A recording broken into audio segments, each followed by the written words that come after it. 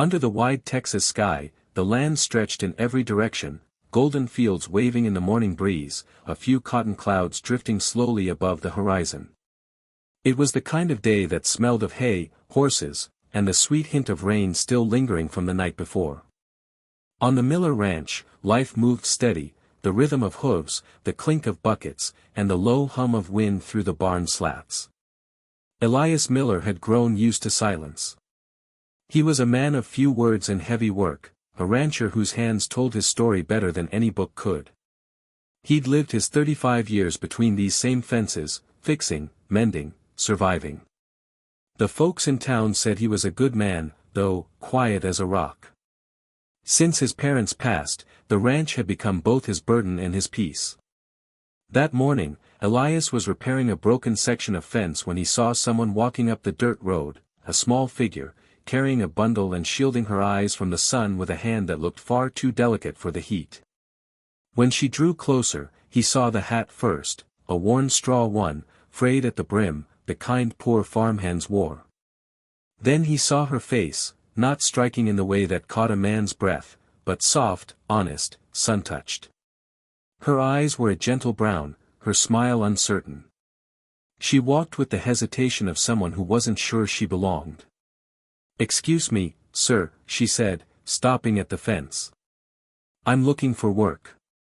I can cook, clean, mend clothes, and help around the barn. I don't need much pay. Just a place to stay a while." Elias wiped his brow and studied her for a long moment. He was cautious about strangers, especially ones who appeared out of nowhere. But there was something about the way she said it, quiet but not desperate, humble but not defeated, that made him pause. "What's your name?" he asked. "Clara," she said softly. "Clara Dawson."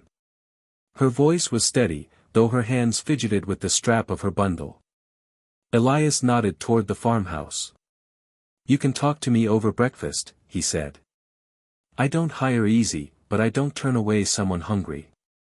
Clara smiled faintly, and something in that simple curve of her lips, a mix of gratitude and surprise, caught him off guard.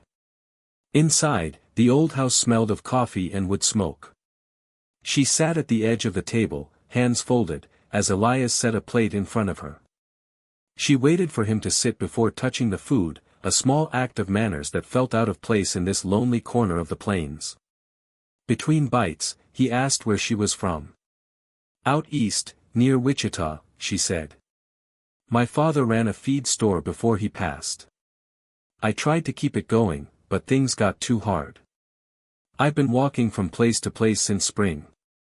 "Walking?" he echoed. She nodded. "Riding costs money. Feet don't." There was a quiet strength in the way she said it, not self-pity, just truth. Elias looked at her a long while before speaking again. "You said you can cook." "I can," she replied. "Might not be fancy, but no one's gone hungry off my table." He gave a small nod. "Then you've got yourself work." For a moment, Clara's face lit up like dawn. She thanked him softly, her voice trembling just a little, as though she hadn't been shown kindness in a long time. Over the next few days, the ranch began to feel different. Clara rose before the sun, her straw hat already on, hair tucked beneath it in a messy braid. She hummed when she worked, quiet little tunes that drifted through the morning air like warm wind. She fixed meals, tended the garden, even helped mend harnesses when Elias was short a hand. He didn't know why, but her presence filled the house with something that had been missing for years, warmth. Sometimes, when he'd walk past the kitchen window, he'd catch her laughing softly to herself over a crooked pie crust or talking to the hens as if they were old friends. And sometimes she'd look up and catch him watching, and that same shy smile would rise again, unsure but kind. One evening, as the sky turned orange and gold, Elias found her sitting on the porch steps, mending a torn sleeve from one of his shirts. The light touched her hair, turning it to honey.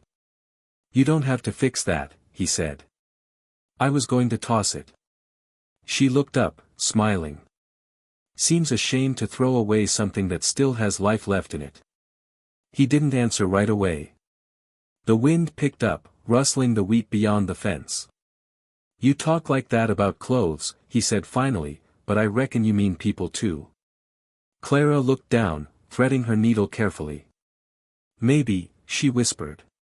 In that small silence between them, something unspoken began to grow, slow, fragile, but real.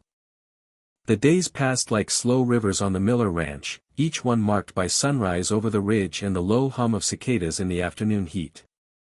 Elias worked the cattle, mended fences, and trained the young horses, while Clara kept the home alive, the scent of bread often drifting from the kitchen, the sound of her soft humming trailing behind her like a memory. But what he noticed most wasn't the work she did. It was the way she moved through the day, gentle, patient, as though she carried the quiet with her wherever she went. The kind of quiet that made a man realize how much noise he'd been living in all his life. One afternoon, as he was working by the barn, he heard her laughter float out across the yard, light, unexpected, and free. He turned to see her standing near the corral, her hands on her hips, trying to shoo away a stubborn calf that refused to leave her alone. The calf kept nuzzling at her apron, and she couldn't stop laughing long enough to move it away. Elias leaned against a post, watching her. The sound of her laughter was like something he hadn't heard in years. Maybe ever. When she noticed him, she flushed a little, brushing hair from her face. "He's got more spirit than sense, this one." He chuckled softly. "That's about how I was at his age." "You?" she teased. "I can't picture you being reckless." "I was once," he said, his eyes drifting toward the horizon. "Before the work took hold." She didn't press, and he liked that about her. She didn't pry or fill silence with words that didn't need saying. She just stood there, the wind tugging at her braid, sunlight glinting in her eyes like amber. Later that week, a storm rolled through the plains, the kind that turned the sky green and sent the cattle lowing nervously. Elias and Clara worked fast, securing the barn doors and pulling the horses inside. Rain came down in sheets, and thunder rattled the walls. When it was finally safe to stop, they sat near the barn's old lantern, soaked and muddy, both catching their breath. She was smiling, tired, wet, and beautiful in a way that wasn't about looks but about life itself. "You don't get storms like this back east," she said softly. "No," he murmured. "But they got their own kind. Quieter, maybe, but just as fierce." She met his gaze, and for a moment neither looked away. Lightning flashed across her face, and in that brief light, he saw something deep in her eyes, a kind of ache he couldn't name. After a pause, he said quietly, "You don't talk much about what sent you out here." Clara drew in a long breath, her fingers tightening around her knees. "There isn't much to tell, sir. I was engaged once. He left when things got hard. Guess some folks love only when it's easy." Elias nodded slowly, feeling something heavy settle in his chest. "That ain't love, then?" She smiled faintly. "No, I suppose not." The rain softened, falling steady and calm. He stood and offered her a hand. "Come on inside. You'll catch your death out here." She took it, her small hand fitting into his rough palm like it belonged there, and for a moment neither of them let go. That night, after she'd gone to her room, Elias stood by the window, watching the rain ease into mist. He'd always thought beauty was something that hit you quick, the kind that turned heads in saloons or drew eyes in the market square. But Clara, she was the kind that crept up on a man slowly. The kind that didn't dazzle, it settled. Stayed. He found himself looking forward to her laughter, the sound of her humming, the way she'd tilt her head when she listened. And for the first time in years, he wondered if maybe his heart wasn't as quiet as he thought. Morning came bright and gold. Clara was already at the stove, hair pulled back, sleeves rolled up. "You work harder than most men I know," he said with a grin. She looked back, smiling. "Work keeps the mind busy." "And when will you stop working?" Her eyes softened. "Then the mind remembers." He didn't ask what it remembered, he didn't have to. After breakfast, he found her out by the garden, kneeling among the rows, dirt on her hands, sunlight on her back. She looked up as he approached, brushing her cheek with her wrist. "I'm going to town for supplies," he said. "Need anything?" She thought for a moment. "Maybe some new thread. And if they have apples, just one or two." He smiled. "Are you planning to bake?" "Maybe," she said. "If the pie turns out decent, I'll share." "If," he teased. She laughed. "No promises." When he came back that evening, the smell hit him before he even opened the door, warm, sweet, and full of home. The pie sat cooling on the windowsill, the golden crust cracked just slightly on top. She peeked from the kitchen, her face lighting when she saw him. "You're just in time." They ate it at the table together, the lamplight soft between them. "It's perfect," he said. She shook her head, smiling. "You're kind to say so." "No," he said quietly. "Just honest." And then there it was, that silence again. Not empty, not awkward. Just full of things that didn't need words. When she looked down, shy and smiling, he knew he was in trouble. Summer deepened on the plains, and the air turned slow and heavy with the scent of sage and dust. Days stretched long beneath the endless sky, and life on the ranch settled into a rhythm only the two of them seemed to understand. Clara knew where he'd be without asking. Elias could tell her mood by the sound of her footsteps on the porch. There was a comfort in that kind of quiet knowing, the kind that doesn't come fast, but grows like roots beneath dry soil. One late afternoon, while Elias was working near the stables, he caught sight of Clara sitting on the fence, watching the sky darken to amber. Her straw hat rested on her knees, the wind teasing loose strands of her hair. She looked thoughtful, almost wistful, like someone caught between gratitude and sorrow. He walked up beside her, resting his hands on the fence rail. "Something on your mind?" She smiled faintly. "Just thinking how strange it feels to belong somewhere again." He studied her profile, the curve of her cheek, the freckles faint under the sun. "You didn't have that before." "Not for a long time," she said softly. "I used to think maybe I wasn't made for belonging. Not pretty enough, not clever enough. The kind of girl folks pass by without noticing." Elias frowned, not in anger but in disbelief. "You truly think that?" She nodded slightly, her voice barely above the hum of the cicadas. "Back home, people had a way of reminding me. The girls with ribbons in their hair, the ones who danced at socials, they got the smiles. I just helped in the kitchen, cleaned up after." He turned to her, his tone gentle but firm. "Maybe they smiled because that's all they had to offer. You've got something deeper than that." Clara's gaze flicked toward him, uncertain. "You don't have to say that, sir." "I'm not saying it because I have to," he said, eyes steady on hers. "I'm saying it because it's the truth." For a moment, neither spoke. The wind stirred the grass, and the sun dipped lower, spilling gold across her face. She looked away, cheeks pink, the kind of blush that had nothing to do with heat. "Sometimes," she said after a while, "I wonder if the world ever really sees people like me. Folks who don't shine bright, but keep the light going quietly." Elias's voice softened. "The world may not, Clara. But I do." The words hung between them like a promise neither dared to touch. That evening, as twilight settled, Clara lit the lantern in the kitchen and found herself staring at the flame longer than she meant to. Something inside her stirred, something she hadn't felt in years. Hope. It scared her as much as it warmed her.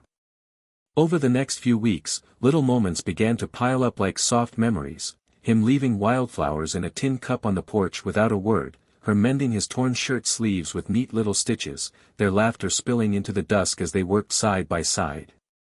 It wasn't a courtship, not yet. It was something quieter, steadier. The kind of love that doesn't announce itself, but takes root in silence. One morning, as they rode into the north pasture, a breeze carried the scent of rain and wild mint. Clara's horse stumbled slightly, and Elias reached out instinctively, steadying her by the waist. She froze, startled by his touch, but he didn't pull away immediately.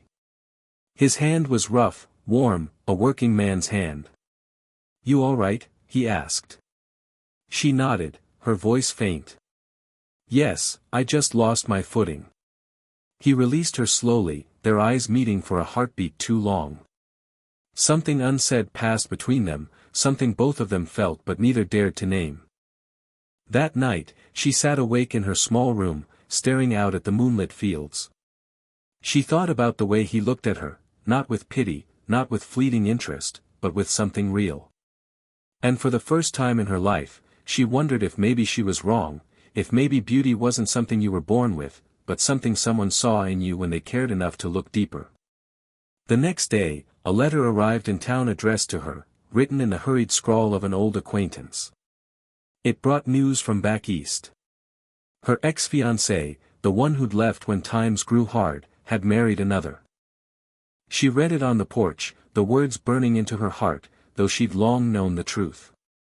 Elias found her there later, her hands trembling slightly. "You all right?" he asked, kneeling beside her. She nodded quickly, blinking away tears. "Just news from home. The kind that doesn't matter anymore." But it did matter. He saw it in her eyes, the quiet hurt, the kind that doesn't make a sound but leaves a mark. Without a word, Elias sat beside her. The silence between them was long, but it wasn't empty. "Finally," he said, "some folks don't know what they had till it's gone. Others, never deserved it to begin with." She smiled faintly, her voice soft as a sigh. "You make it sound simple." "Maybe it is," he said. "You can't make someone see you right. But that don't mean you're not worth seeing." Clara looked up at him then, really looked, at the lines on his face, the steadiness in his eyes, the strength wrapped in gentleness. She'd never known what it felt like to be truly seen until now. And for the first time, her heart didn't ache from what she'd lost, it trembled from what she might be finding. The following weeks unfolded like a soft melody, slow, tender, and full of small moments that seemed ordinary to the world but meant everything to them. The ranch thrived under the rhythm they shared. Mornings were filled with the clatter of pails, the call of roosters, and the faint hum of Clara's voice drifting through open windows. Evenings glowed with the orange wash of the setting sun and the gentle creak of rocking chairs on the porch. Elias began to realize he no longer listened for silence. He listened for her. One afternoon, Clara was out by the barn, hanging fresh laundry on the line. The wind tugged at the fabric, sending the sheets billowing like sails. Elias approached quietly, his boots crunching on the dry earth. She turned at the sound, brushing a strand of hair from her cheek. "You work too hard," he said, his voice carrying that low, steady warmth she'd come to know. She smiled. "I could say the same about you." He leaned against a post, watching the linen dance in the sunlight. "The difference is, I don't make things look half as easy." She laughed softly, shaking her head. "Easy's not the word I'd use." Elias studied her a moment longer, the way the sunlight caught her hair, the curve of her smile, unpolished, real. "You look happy," he said. "I am," she replied after a pause. "I think I forgot what that felt like." He nodded, his expression unreadable but his eyes gentle. "Then maybe you were meant to find it here." Her gaze lifted to his, and for a moment, neither of them moved. The wind stilled. The world seemed to pause around them. She opened her mouth to speak, but no words came. There was something fragile and sacred in that silence, something neither dared break. Later that evening, a few ranch hands from a neighboring spread came by to trade supplies. Clara served them supper, her cheeks pink with nervousness as she poured coffee and handed out plates. They were polite, but she could feel their eyes linger, not cruel, just curious. One of them, a tall man with a slick grin, leaned back in his chair. You must be the new hand Elias took in, he said. Didn't think he hired help that pretty. Clara froze, unsure how to respond. Elias looked up sharply from across the table, his voice calm but edged with steel. She's not helping. She's family here. The men exchanged glances, then nodded, sensing the weight behind his words. After they left, Clara lingered in the kitchen, washing dishes with trembling hands. Elias came to the doorway, arms crossed. You all right? She nodded, not looking up. I'm fine. He stepped closer, his voice softer now. You don't have to be fine. She sighed, setting a plate down carefully. It's just.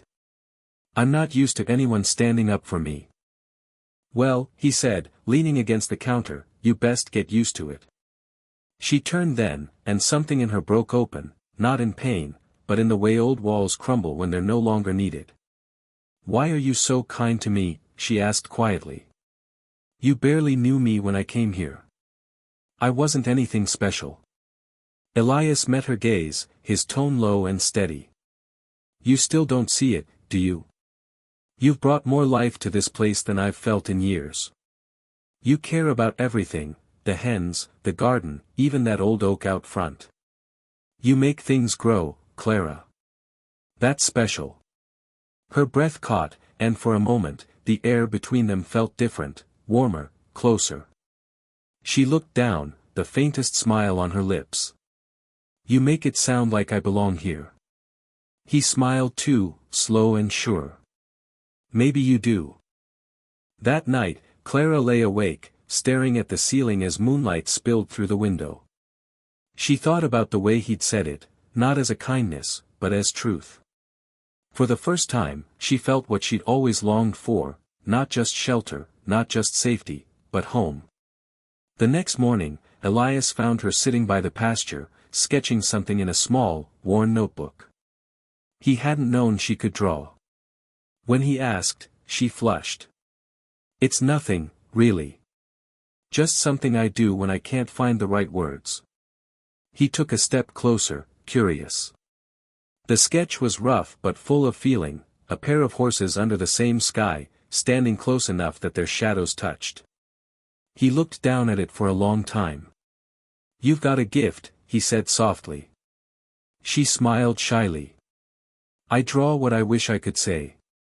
Their eyes met again, and though neither spoke it, they both knew what she meant. Over time, the world around them began to take notice, the neighbors, the townsfolk, even the mailman who passed by once a week. Whispers started to circle, quiet but knowing. Elias Miller's got himself company. About the time that man found someone. They say she's plain, but kind. Guess that's the sort that lasts. Elias didn't pay them any mind, and Clara tried not to either. But one evening, when she returned from the market, she found a note tucked under the bread she'd bought. It read, "A girl like you doesn't belong beside a man like him." The words were cruel, meant to wound. She stared at them until her vision blurred.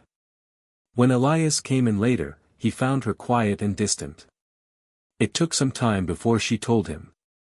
He read the note once, jaw tightening. Then, without a word, he tore it in two and tossed it into the stove. Don't let folks who've never known love tell you what it looks like, he said. She looked at him then, eyes glistening. You really think this, us, is love? He didn't hesitate. If it ain't, then I don't reckon I ever knew what was. The words sank into her heart like sunlight breaking through clouds. That night, as thunder rolled far off on the horizon, Clara stood on the porch, the old straw hat in her hands. Elias joined her, their shoulders brushing as they watched the sky flash gold and purple. For the first time in a long time, she didn't feel small, or plain, or unworthy. She felt seen. And under that vast Texas sky, the girl with the straw hat smiled, because maybe, just maybe, love had finally found her. Years drifted by like the soft turning of pages in a book long cherished. Seasons changed, the land aged, and so did the souls who loved it. The Miller Ranch, once a quiet, lonely patch of earth, now breathed with laughter, the sounds of hooves, and the hum of life that only love could bring.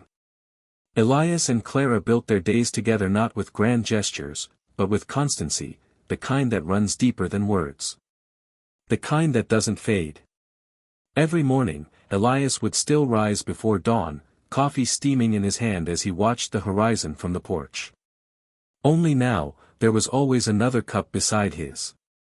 Clara would join him soon after, her hair tied loosely, eyes still heavy with sleep but soft with peace.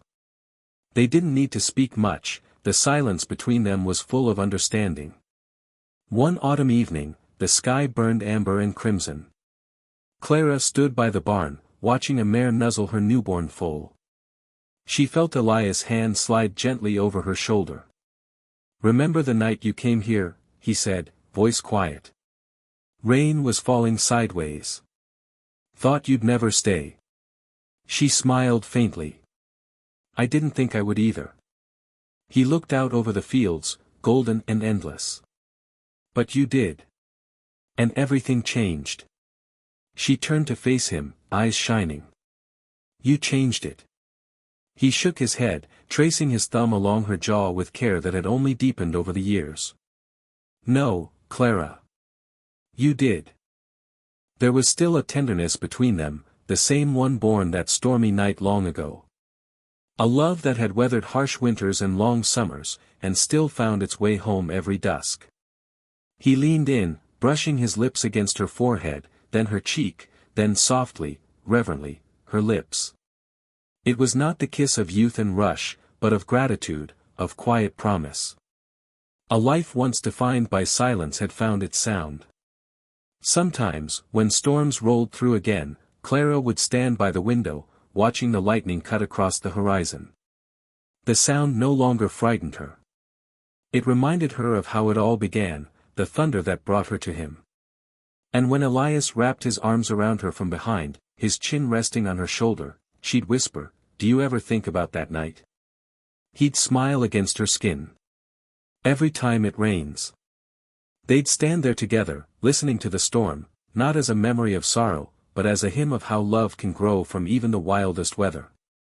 Years later, when their hands had grown wrinkled and the world slower, they still sat on that same porch. The field stretched endlessly before them, their horses grazing beneath an open sky. Clara's straw hat, the same one from that first night, hung by the door, faded and frayed, but still there. Elias reached for her hand, weathered like his, strong as ever. "You still think you're not beautiful like the others?" She chuckled softly, leaning her head against his shoulder. "You still think I ever believed that?" They both laughed quietly, the kind of laughter that doesn't fade. The sun dipped low, painting the world gold.